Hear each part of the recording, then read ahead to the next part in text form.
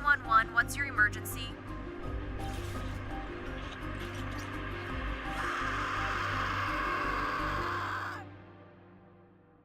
He said the reason the interview never aired wasn't fear of the truth. It's because no one wanted to believe what his daughter told him about that night in the mansion.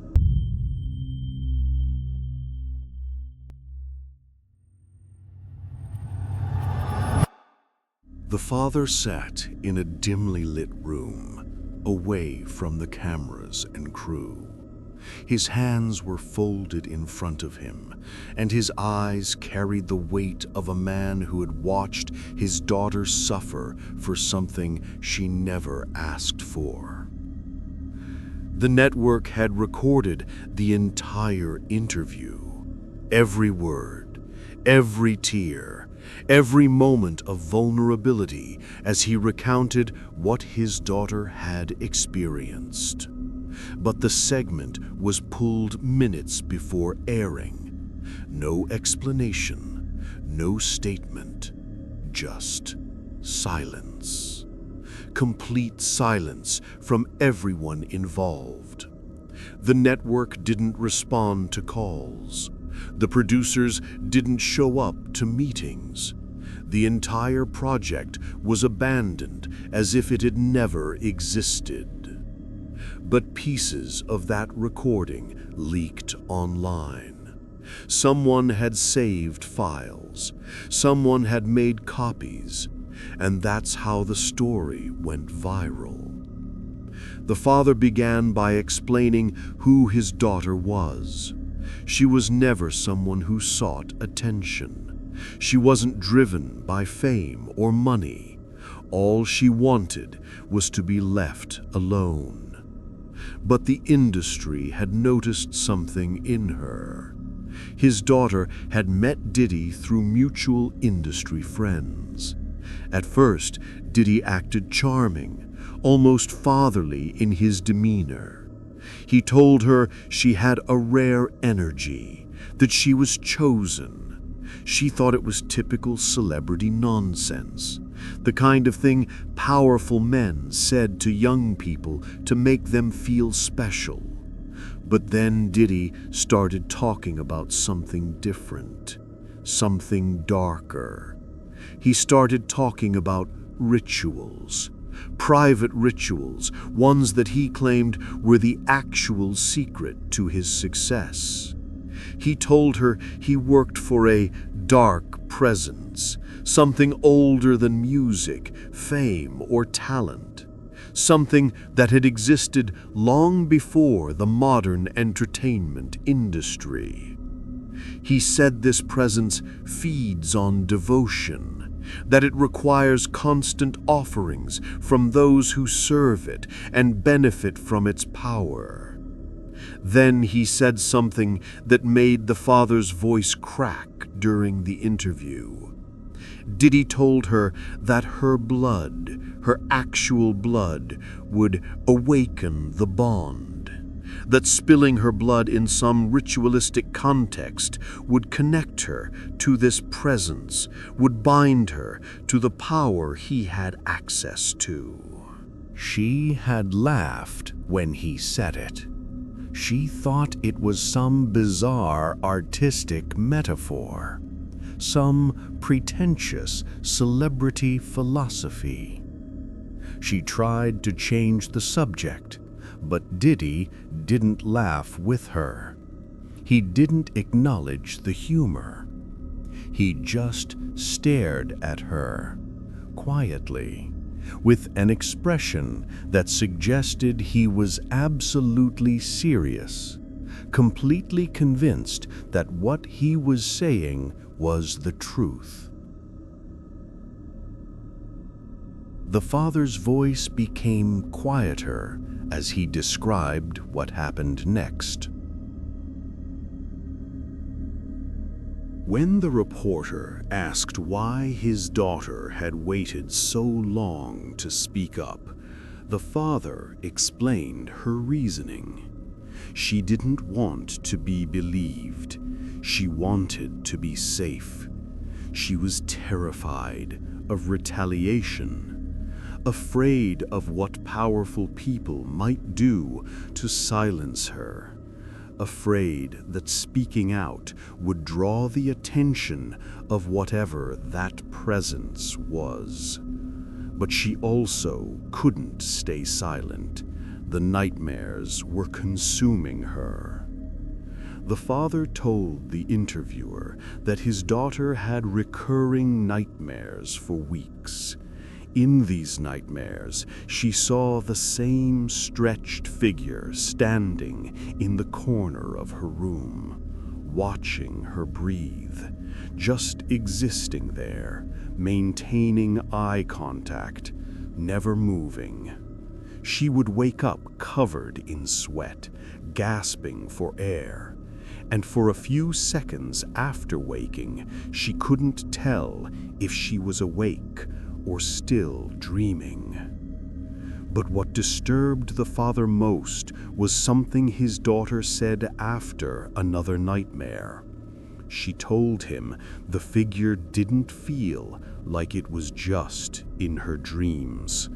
It felt like it was actually there, in her room, an actual entity that had followed her home from Diddy's mansion, that was now attached to her. The interviewer pressed him. Did his daughter believe something had literally followed her home? The father nodded slowly. Yes, that's exactly what she believed, and he was beginning to believe it too, because things had started happening in his house. He described hearing footsteps in the hallway at night, light and quick and wrong. Multiple feet moving in uncoordinated patterns. He described looking at security footage and seeing blank spots. Times when cameras simply didn't record anything. Periods of an hour or more where footage just ended and resumed. His daughter told him she saw the figure in reflections, in mirrors, in windows, in any reflective surface. It would be there, standing behind her, always watching, never getting closer, but never leaving, just maintaining its presence. One night, about 3 weeks after his daughter fled the mansion, the father decided to investigate. He went to her room late at night, set up his own camera, spent hours in darkness, watching, listening. And something did happen. He heard the footsteps. He heard the whispering. He felt the temperature drop for no reason. And once he saw something in the corner of his eye, a shape, a figure, something that was there and then suddenly wasn't. After several nights, after accumulating his own evidence, he contacted the TV network. He said he had a story the public deserved to hear, about what was really happening in the music industry, about the prices being paid in darkness for success. The network initially agreed. They seemed excited about breaking such a massive story. But as they dug deeper, the energy shifted. Phone calls stopped being returned. Lawyers showed up with intimidating letters.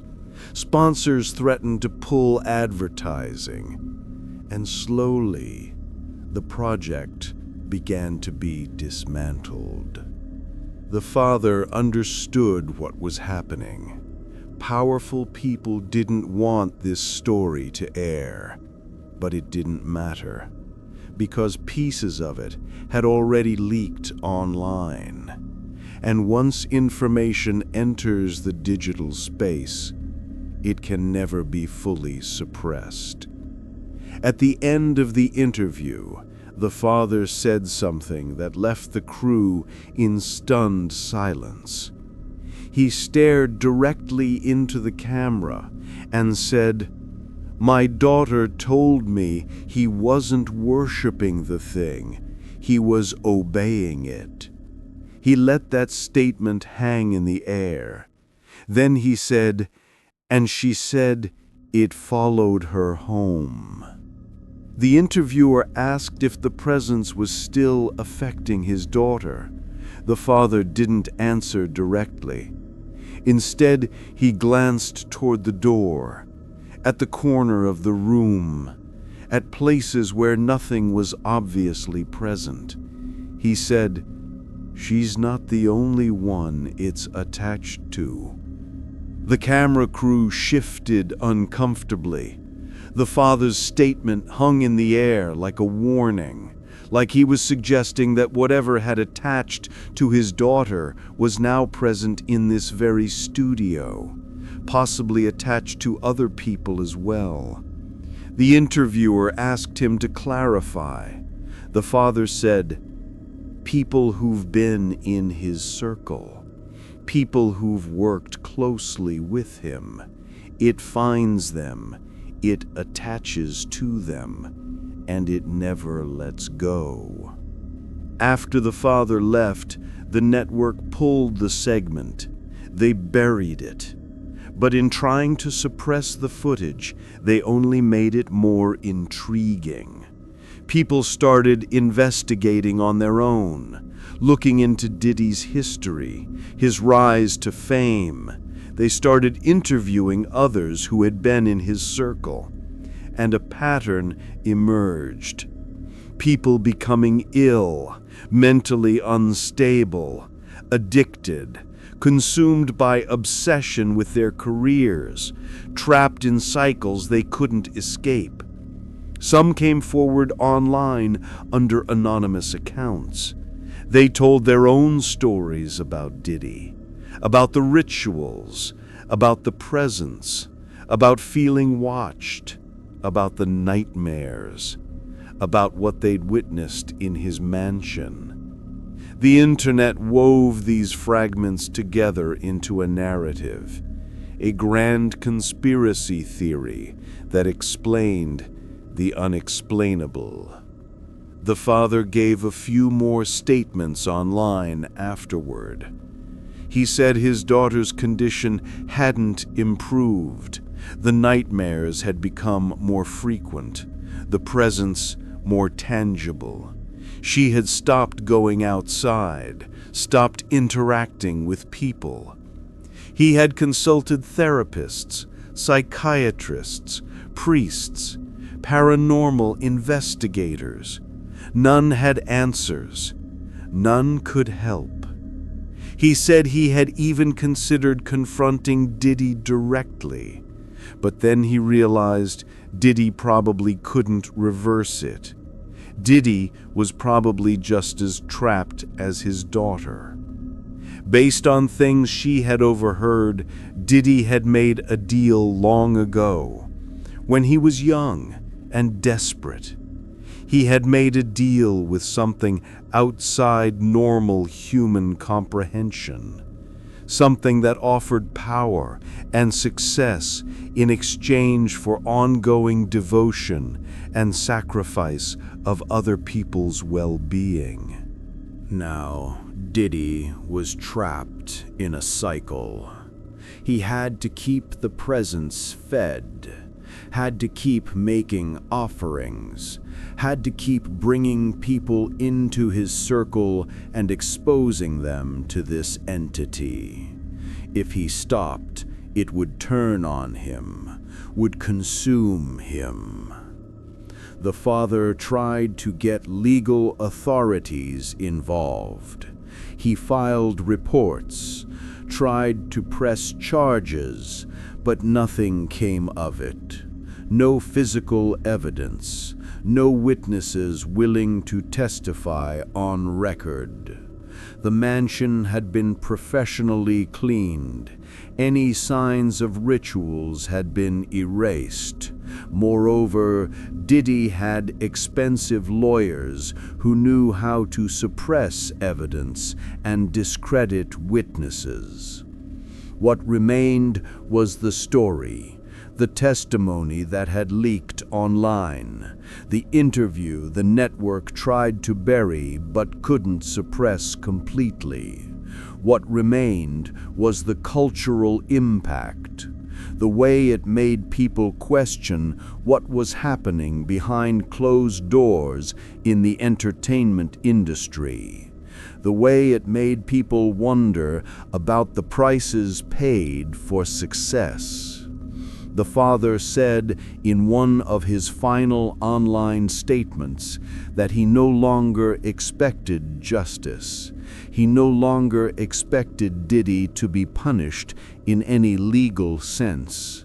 But he hoped that by speaking out, he might help other people, others who had been in Diddy's circle, others experiencing similar phenomena, others questioning their own sanity.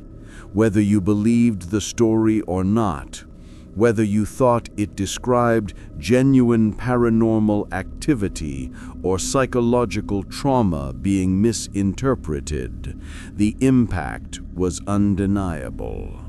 The story spread. It persisted. It refused to be suppressed. It became part of the cultural consciousness, part of the mythology surrounding the entertainment industry. And somewhere, Diddy continued on, continuing to make music, continuing to produce successful artists, continuing to maintain his position of power. Whether the source of that success was genuine talent or something darker remained unknowable, but the father's warning remained. The suggestion that whatever presence had attached to his daughter was still out there, still seeking new hosts, still feeding off the devotion and desperation of people willing to pay any price for success. If one producer's success came from something darker, then how many more are out there? How many more people in power are serving something invisible? Subscribe, because the interview was just the beginning. The real story goes much deeper than anyone realizes.